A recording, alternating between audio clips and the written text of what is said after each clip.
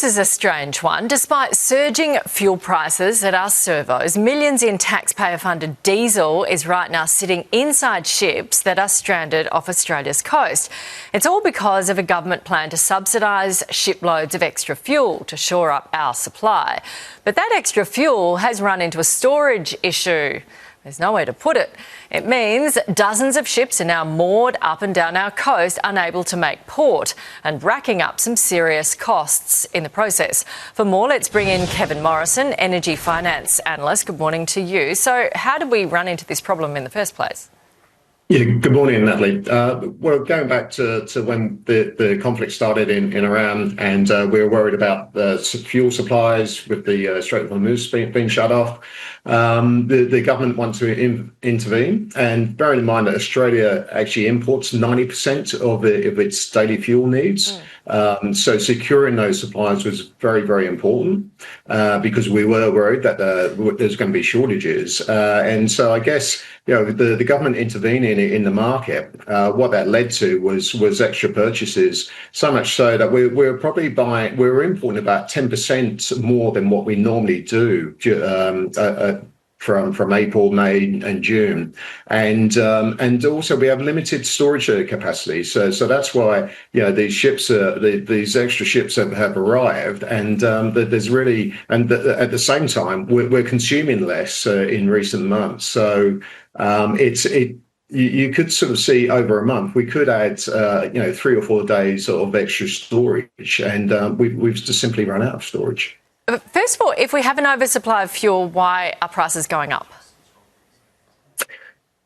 Well, we've got to pay for this, every day that these ships are out at sea, we've still got to pay for that. And that cost can vary anywhere between, because there's different size vessels. So that can sort of range from around $30,000 a day up to about $90,000. So we're still paying for that. We are. Plus Well, that will eventually be passed on, because that's the cost that's going to be incurred by the fuel importer. So the retailer would eventually have to incur that price, and then they will pass it on to the consumer, being us. So each ship is incurring a cost of about 30 to 60 grand a day, and they've been there for weeks. And what the taxpayers are going to have to pay for that, is that right?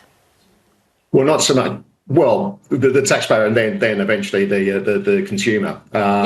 So because this is what it costs to hire one of these oil tankers each day, and particularly during this period, those rates have gone up, and so this is all going to be added on. And another reason why fuel prices are high is there's actually been a squeeze on diesel. Australia, 52% of what we consume every day is diesel, and we import about 85% of our diesel, and diesel refining margins are like at record highs. So so basically we haven't got enough places to store it, because over successive governments we haven't built enough storage. So just quickly, how much could this cost us at 60 grand a day per ship? Well, that will be immediately reflected in the prices, and say with diesel, they'll charge more it's going up litre. So it's around $2.50. Right. Obviously that varies from place to place. Okay. Okay. So we've got to build more storage. The companies are doing that. But it will take time. It just doesn't happen overnight. Another thing to do. Not at all. Thank you, Kevin, for explaining it. Thanks, Natalie. Okay.